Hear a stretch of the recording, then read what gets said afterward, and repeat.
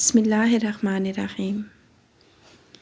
ایک واقعہ کا ذکر عظیم دانشور اشفاق احمد نے اپنے پروگرام زاویے میں کیا۔ وہ فرماتے ہیں کہ میرے ایک دوست سعید اللہ جو نفسیات کے پروفیسر تھے اور لندن میں پی ایچ ڈی کرنے گئے تھے۔ جب وہ پی ایچ ڈی کر رہے تھے اور وہاں انہیں 3-4 سال ہو گئے تھے، اس زمانے کی پی ایچ ڈی ذرا مشکل کام تھا، تو ان کی بیوی کے ساتھ عجیب و غریب حادثہ ہوا۔ وہ جب بھی تہہ خانے میں نہانے کے لیے جاتی اور پانی گرم کرنے والا الیکٹرک رول پانی میں ڈال کے نہانے لگتی، تو عین اسی وقت ان کے ٹیلی فون کی گھنٹی بج اٹھتی۔ وہ دوبارہ کپڑے پہن سیڑھیاں چڑھ کے ٹیلی فون کا ریسیور اٹھا کر جب ہیلو کہتی تو کوئی انہیں جواب نہیں دیتا تھا، اور ان کے ساتھ یہ واقعہ تقریباً ہر روز پیش آتا۔ پروفیسر نے وہاں کی پولیس کو اس بات کی اطلاع کر دی اور پولیس نے تفتیش اور تحقیق شروع کر دی۔ جب ان کے دوست پروفیسر صاحب کی اہلیہ نہانے کے لیے نیچے گئیں اور انہوں نے نہانا شروع کیا تو گھنٹی بجی۔ پولیس والوں نے فون اٹھایا لیکن کوئی جواب موصول نہ ہوا۔ پولیس اس حوالے سے تحقیق جاری رکھنے کا کہہ کر چلی گئی۔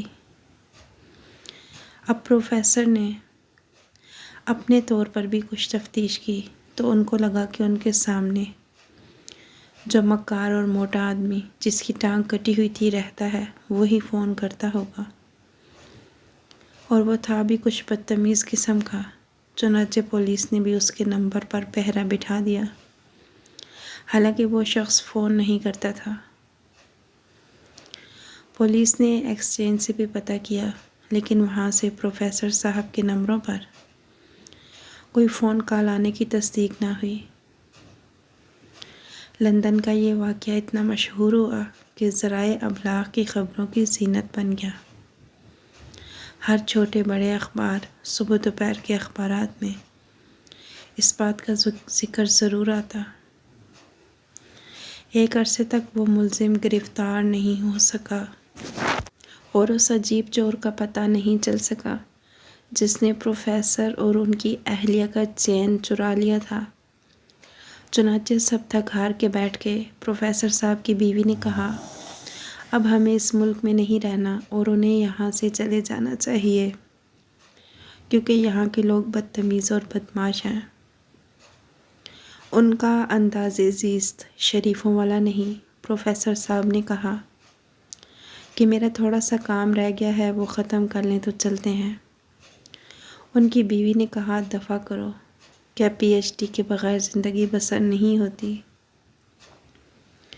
جب پروفیسر صاحب پر اہلیہ کا دباؤ بہت زیادہ پڑا اور انہیں پی ایچ ڈی بالکل غرق ہوتی ہوئی نظر آئی، تب انہوں نے اللہ تعالیٰ سے خلوص دل سے اس سلسلے میں مدد مانگی اور رہنمائی چاہی۔ اسی رات جب وہ اس بارے میں غور کر رہے تھے، انہوں نے فیصلہ کیا کہ وہ دوبارہ اس کی پوری تحقیق کریں گے۔ پروفیسر صاحب بتاتے ہیں کہ وہ کسی زمانے میں ریڈیو کانسٹر بنایا کرتے تھے۔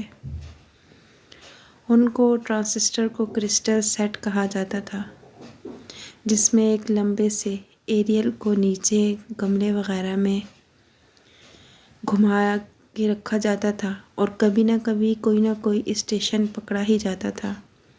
یہ سن 37-38 کی بات ہے۔ انہوں نے اپنے الیکٹرانکس کا علم جتنا بھی تھا اسے استعمال کیا۔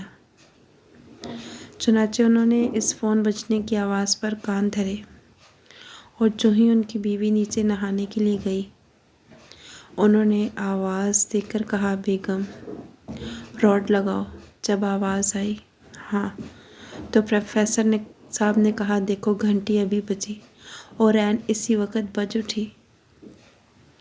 اس پر پروفیسر صاحب نے تحقیق شروع کی اور 6 دن کے اندر انہوں نے چور پکڑ لیا جو سارے لندن پولیس اور ساری کانسٹیبلی سے پکڑا نہ جا سکا۔ وہ چور پروفیسر صاحب نے خود ہی پکڑ لیا۔ چور یہ تھا کہ جب وہ بجلی کا آلہ آن ہوتا تھا اور پانی ابلنے کے لیے اس میں ڈالا جاتا تھا۔ عین اسی وقت ہی گھنٹی بجتی تھی۔ غور کرنے پہ پتہ چلا جس کی تار سے روڈ منسلک تھا اسی تار کے قریب سے فون کی تار نیچے زمین میں سے گزرتی تھی۔ جو ہی وہ بجلی کی تار انرجائر ہوتی وہ فون کی تار کو بھی کر دیتی تھی اور اسی وجہ سے فون کی تار کرنٹ محسوس کر کے گھنٹی بجانا شروع کر دیتی تھی۔ اس میں کوئی آدمی ملوث نہ تھا۔ پروفیسر صاحب کہتے ہیں کہ جس حالت میں انہوں نے وہ پورا سال گزارا تھا وہ خود جانتے ہیں یا ان کی بیوی جانتی ہے۔ اس طرح کے واقعات حیات انسانی میں گزرتے رہتے ہیں اور اب بھی گزرے ہیں۔ تو ایسے عذاب سے نکلنے کے لیے روحانی طور پر اللہ تعالیٰ سے مدد مانگی جا سکتی ہے، کیونکہ اس نے جس چیز سے منع فرمایا ہے ہم اللہ تعالیٰ سے مدد مانگ کر اس قسم کے کھیلوں سے باہر نکل سکتے ہیں۔ اگر کبھی آپ کو ایسی مشکل پیش ہو یا شب و شبہ میں مبتلا ہو جائیں تو پھر اللہ تعالیٰ کی رسی کو مضبوطی سے تھام لیں اور اپنے آپ کو پورے کا پورا اپنے اللہ کے حوالے کر دیں اور اس کا حل تلاش کریں تو اس کا حل تلاش کرنا ممکن ہوگا۔ پیارے دوستو، اپنا قیمتی وقت دینے کا شکریہ۔ امید کرتے ہیں آپ کو ہماری ویڈیو پسند آئی ہوگی۔ مزید ایسی اچھی سٹوریز دیکھنے کے لیے ہمارے چینل کو سبسکرائب کیجیے۔ ملتے ہیں کسی نئی سٹوری کے ساتھ، تب تک کے لیے اللہ حافظ۔